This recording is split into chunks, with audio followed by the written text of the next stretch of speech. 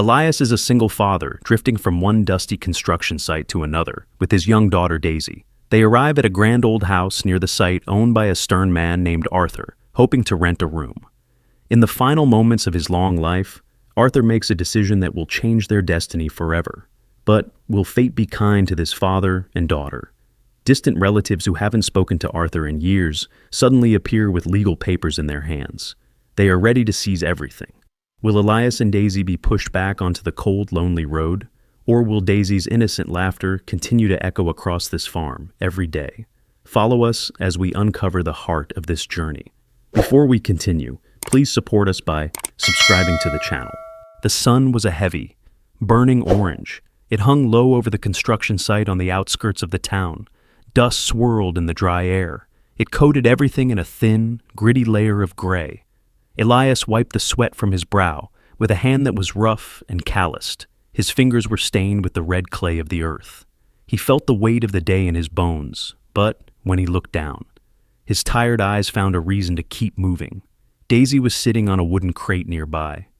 She was swinging her legs. Her small shoes were scuffed. Her dress was faded. She was humming a quiet tune, a tiny island of peace in the middle of the noise and the machinery. Elias reached out and ruffled her hair. He felt a sharp pinch in his heart. He wanted more for her than a life lived out of a backpack. He wanted a roof that did not leak, a door that locked, a place where she could grow roots. The work for the day was over. The other men were heading to their trucks. They had homes to return to.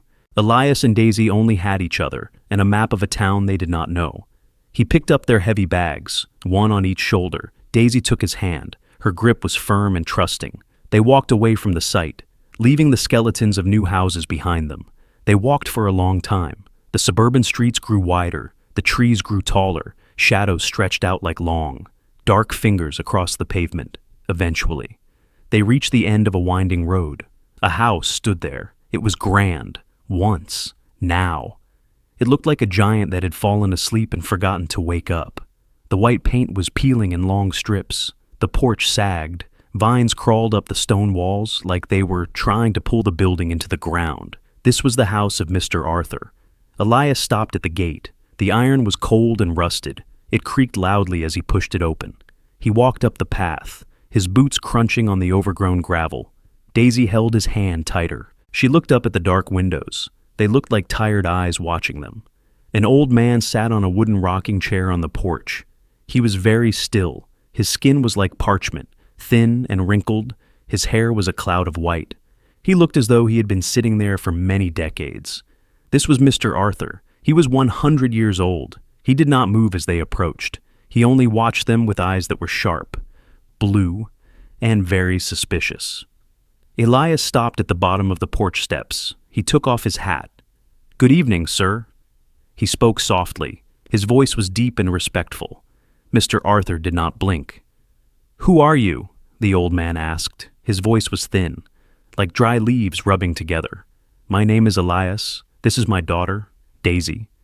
We are looking for a place to stay. I saw the sign in town about the spare rooms. I am a hard worker. Sir, I can pay, and I can help around the house." Mr. Arthur leaned forward. The rocking chair gave a sharp, piercing moan. He looked at Elias's stained clothes. He looked at the heavy bags. He looked at the little girl who was trying to hide behind her father's legs. "I do not need your money," Arthur said. He spat the words out. "Money is just paper. I have lived 100 years. I have learned one thing in that time. Strangers bring nothing but trouble." Elias took a step closer. "Please, sir, just for a few weeks. The hotels are full. The winter is coming. I just want a safe place for my daughter to sleep." Arthur's face remained like stone. He had seen the world change many times. He had seen wars. He had seen peace. He had seen people come and go. They always wanted something. They always left behind a mess. "No," Arthur said. "Go back to where you came from. I do not trust men who wander. I do not trust people who have no home." "But, sir," Elias started. His voice cracked. It was the sound of a man who was running out of hope. Arthur stood up. He was shaky, but he held himself tall. "The conversation is over. Leave my land, now, before the sun is gone." Elias stood there for a moment. The silence was heavy. It was the kind of silence that hurt. He looked at the grand house. It was so big. There were so many empty rooms. And yet, there was no room for them. He looked at Arthur. The old man was a fortress, guarding a kingdom of dust and memories. Elias turned around. "Come on, Daisy," he whispered. He picked up the bags again. The straps dug into his shoulders. They walked back down the gravel path. The gate creaked as they shut it. The sound felt final, like a judge's gavel. They stood on the sidewalk. The sun had finally slipped below the horizon. The sky was a deep, bruised purple. Streetlights began to flicker on. They cast a cold, pale light. Elias looked down the long, empty road. He did not know which way to go. He felt the cold air biting at his neck. Daisy pulled on his sleeve. "Where are we going to sleep?" "Daddy." Her voice was small. She wasn't crying, but she was tired. Elias sat down on the curb. He pulled her close to him. He wrapped his jacket around her shoulders. "We will find a way," he said. "God will provide a path for us.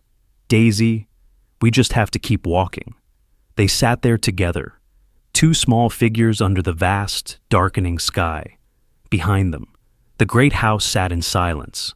A light flickered on in a window upstairs, but the door remained locked. The world felt very big and very cold. Elias held his daughter tight. He listened to the sound of her breathing. It was the only thing that kept him from giving up. They were alone, but they were together, and in the darkness of the suburban night. That had to be enough. The clouds moved in fast. The sky over the outskirts of town turned a bruised and heavy gray. It started as a fine mist, cold, sharp. Then the wind began to howl through the skeletons of the unfinished houses nearby. The rain came down in sheets. It was a wall of water that blurred the world. Elias walked with his head down. He was leaning into the wind. He carried the heavy bags on his shoulders like a cross. Daisy was tucked under his large work jacket. She was trying to keep her small shoes out of the growing puddles, but the water was everywhere. It soaked through their clothes in minutes. It chilled them to the bone. They had nowhere to go. The road was empty. The only shelter they knew was the shadow of the great house they had been turned away from just an hour before. They passed the rusted iron gate once more. Elias did not stop. He did not want to beg again. He kept his eyes on the ground. His boots felt like lead. Suddenly, a sharp sound broke through the roar of the rain. It was a whistle, high and commanding. Elias stopped. He wiped the water from his eyes and looked toward the porch. The rocking chair was empty, but the front door was open. A yellow sliver of light spilled out onto the wet wood. Arthur stood in the doorway. He was leaning heavily on a cane. He looked small against the vast darkness of the house. "Come back," the old man shouted. His voice was weak, but it carried through the storm. "Get under the roof. Now." Elias did not hesitate. He scooped Daisy up in his arms and ran. They scrambled up the porch steps. They were shivering, gasping for air. Water dripped from their hair and pooled at their feet. Arthur looked at them for a long time. He looked at Daisy. Her teeth were chattering. He looked at Elias, who was shielding her with his own body.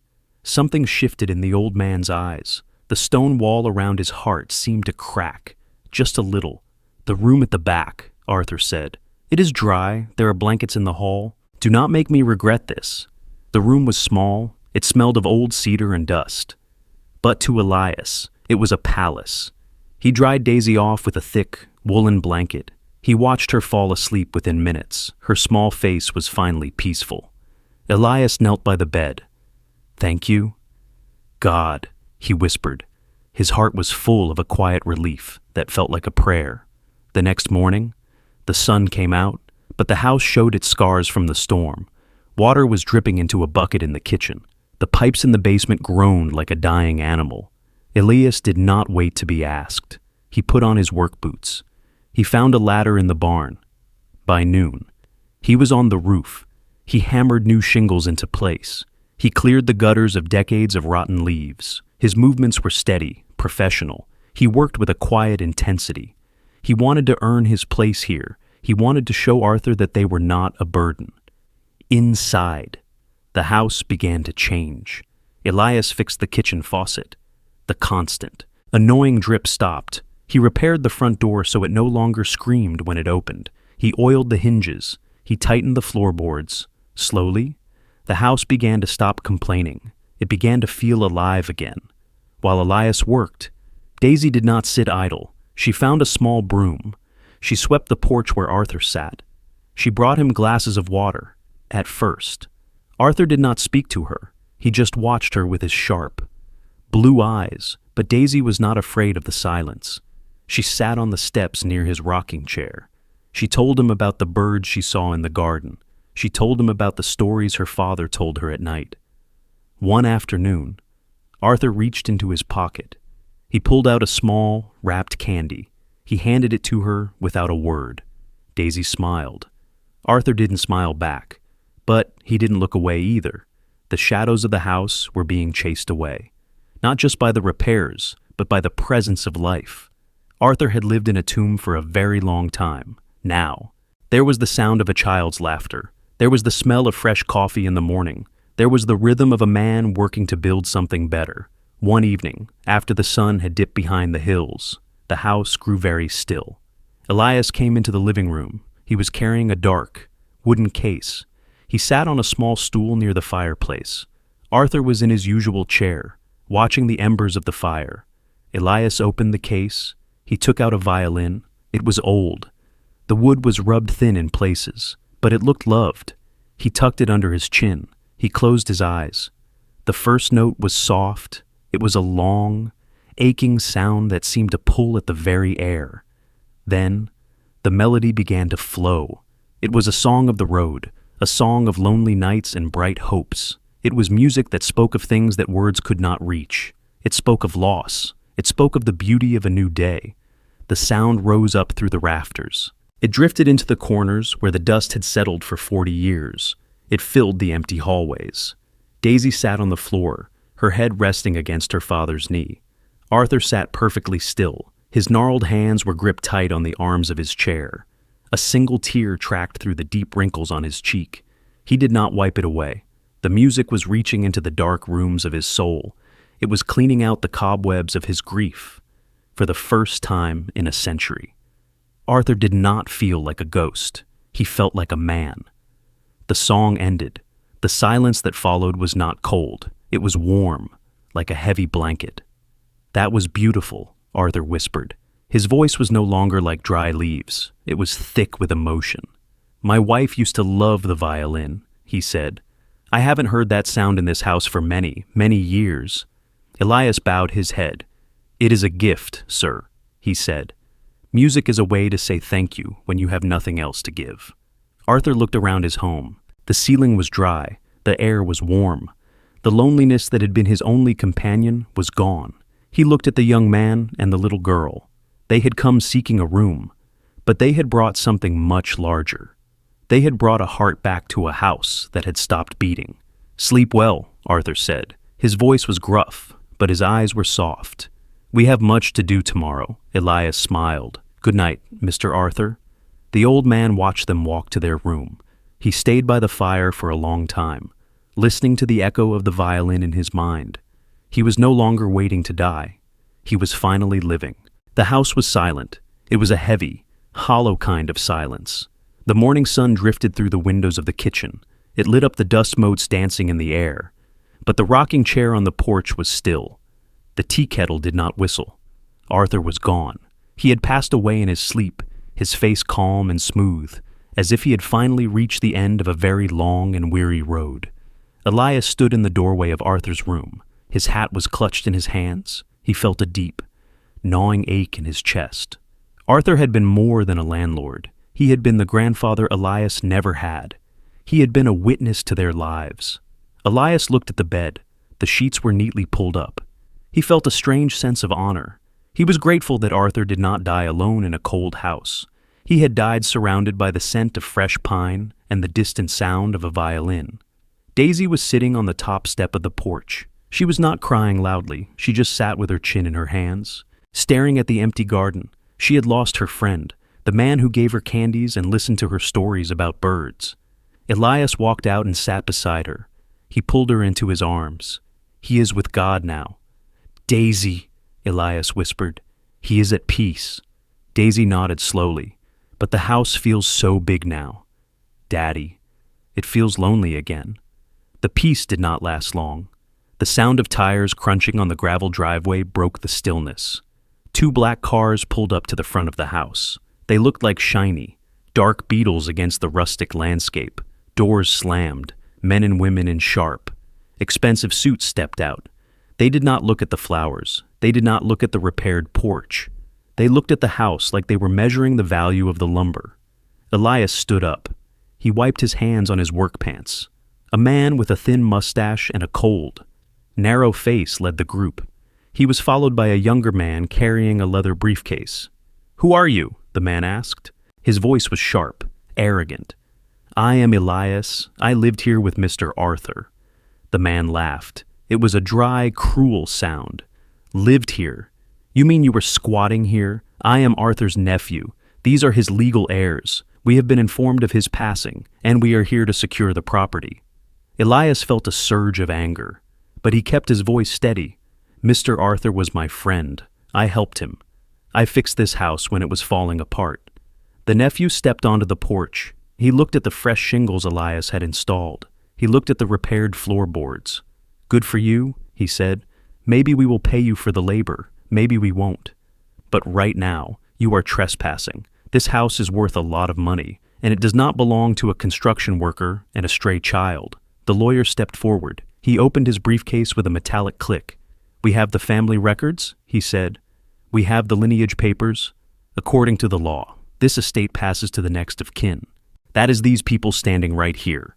He pointed to the relatives who were already peeking through the windows.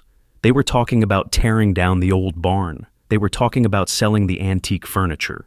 They did not mention Arthur's name once. They did not ask how he died. They were vultures, waiting for the body to grow cold so they could pick at the bones. "You have 24 hours to leave," the nephew said. He looked at Daisy with a sneer. "Take your bags, take your tools, and take that violin. I want this house empty by tomorrow morning. If you are still here, I will call the sheriff." Elias looked at the man. He looked at the relatives who were already arguing about who would get the silver. He felt a deep, bitter sadness, not for himself, but for Arthur. Arthur had lived 100 years. He had built a life of dignity, and now, these people who had ignored him for decades were treating his home like a prize to be looted. The construction project in town was finished. Elias had his final paycheck in his pocket. He had no legal right to stay. He was just a man with a hammer and a daughter. He looked at Daisy. Her eyes were wide with fear. She was clinging to his leg. "It is okay?" "Daisy," Elias said.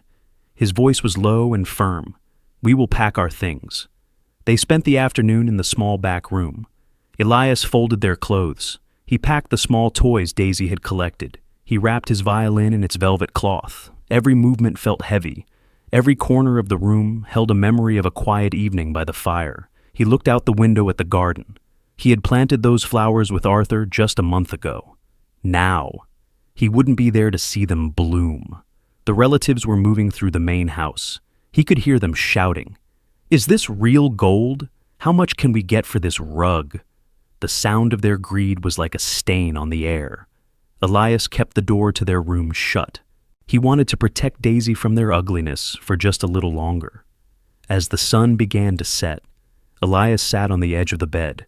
He looked at his hands. They were scarred and rough. He had given this house his sweat. He had given Arthur his heart. He had expected nothing in return, but leaving felt like losing a piece of himself. He felt the familiar weight of the road returning to his shoulders, the uncertainty, the wandering. "God, give me strength," Elias prayed silently. "Help me find a way for my daughter." He didn't know where they would go.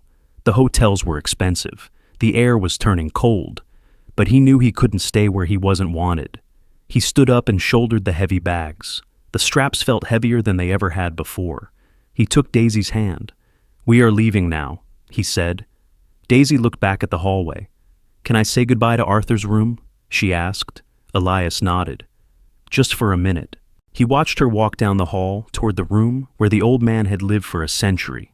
He waited by the front door. The relatives were in the kitchen, opening the cabinets. They didn't even look at him. They were too busy counting their imagined wealth. Elias looked out at the darkening fields. The house was no longer a home. It was just a building again, cold, silent, and filled with strangers. He waited for Daisy to return. He was ready to walk back into the night. He was ready to face the wind, but his heart was breaking for the old man who was being forgotten before he was even buried. The air in Arthur's bedroom was cold. It felt different now.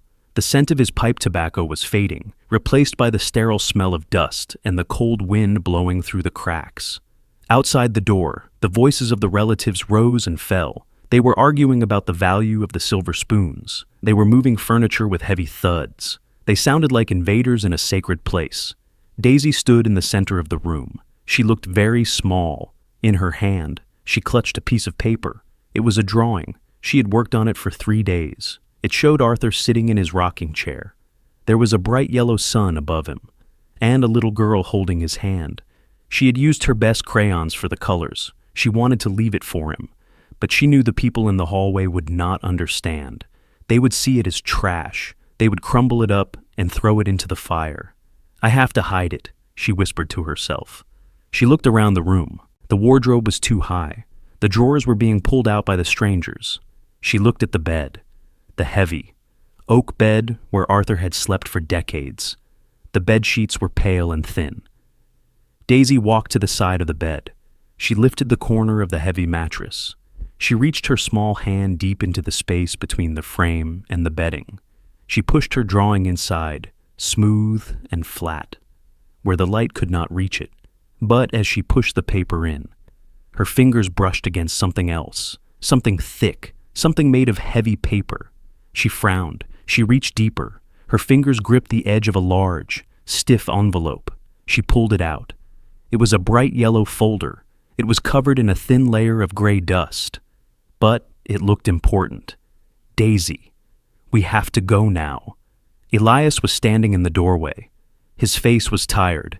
His heavy bags were already slung over his shoulders. He looked at his daughter. He saw the yellow folder in her hands. "What is that?" "Daisy. I found it under the bed. Daddy. I was just hiding my picture for Mr. Arthur. It was tucked away in the corner." Elias dropped his bags. The sound was a dull thud on the floorboards. He walked over and took the folder. It felt heavy. It felt full of weight that had nothing to do with paper. He opened the metal clasp. Inside, there was a stack of legal documents. They were stamped with a seal from the local courthouse. On the very top, there was a letter. It was written in a shaky, but elegant hand. Elias recognized the script immediately. It was Arthur's writing. Elias began to read. His heart began to beat against his ribs like a trapped bird. The letter was addressed to him, to the man who played the violin. Arthur wrote, "I have lived 100 years. I have seen many people come and go. Most of them come with their hands open, wanting to take. But you came with your tools, you came with your music, and you came with a daughter who reminded me that the world is still beautiful." Elias felt a lump form in his throat. He sat on the edge of the bed. His hands were trembling. The letter continued. "My blood relatives have forgotten my name. They only remember my bank account. They do not deserve this house. They do not deserve the memories kept within these walls. I have seen the way you look at your child. I have seen the way you work to give her a life. God has brought you to my gate for a reason." Elias turned to the next page. It was the last will and testament of Arthur James Miller. It was dated only 2 weeks ago. The lawyer's signature was at the bottom. The words were clear. The words were final. Arthur had left everything to Daisy, the house, the land, the barn, every blade of grass, and every old chair. It was all hers. "Daddy, why are you crying?" Daisy touched his arm. Elias looked at her. Tears were streaming down his rough cheeks. He wasn't just crying because of the house. He was crying because he had spent his whole life being an orphan. He had spent his whole life being a stranger. And now, an old man had called them family. "Arthur gave us the house. Daisy," Elias whispered, "he gave you a home." The door to the room swung open. The nephew stood there. His face was red with anger. "I told you to leave," he shouted. "Why are you still sitting here?" He looked at the yellow folder in Elias's hand. "What is that?" "Give that to me." "That belongs to the estate." Elias stood up. He stood tall. The sadness was gone. It was replaced by a quiet, powerful strength. He held the folder out, but he did not let go. "This is Mr. Arthur's will," he said. His voice was deep, like a rolling storm. "And you are wrong. This does not belong to the estate. It belongs to my daughter." The nephew laughed. "That is impossible. You are a nobody. You are a worker we let sleep in the back. You have no right to anything." Elias pointed to the signature on the paper. "Call the lawyer," he said. "The number is right here. Call him and tell him you found the yellow folder under the bed. Tell him the strangers you tried to kick out are the owners of this land." The nephew reached for the paper, but Elias pulled it back. "Do not touch this.